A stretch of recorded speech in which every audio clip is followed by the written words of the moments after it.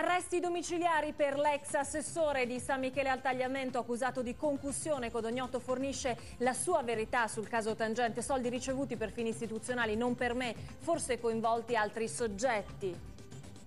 Buonasera a tutti i telespettatori e ben ritrovati con l'edizione veneziana dei telegiornali di Antenna 3 Nord-Est. In primo piano ancora il caso Tangenti a San Michele al Tagliamento. Stamane l'udienza di convalida dell'arresto dell'ex assessore leghista accusato di concussione. Il giudice conferma l'ipotesi di reato ma dispone gli arresti domiciliari. L'ex amministratore racconta la sua verità. Sentiamo.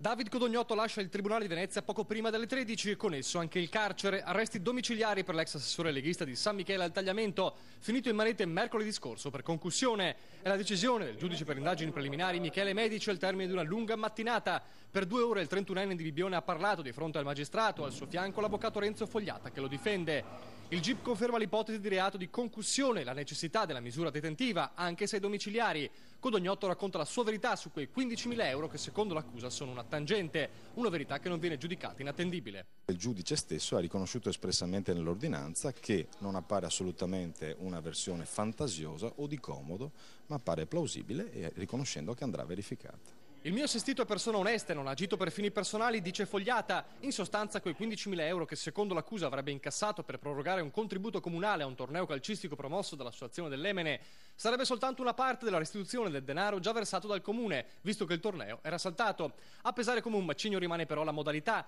Soldi in contanti in una busta fatti consegnare nella sua auto aperta mentre l'assessore osservava tutto dal suo ufficio e poi chiudeva automaticamente lo sportello a distanza. Ma la difesa ribatte, modo anomalo ma non illecito. Sì, certamente. E tra irregolare e illecito penalmente c'è una differenza fondamentale.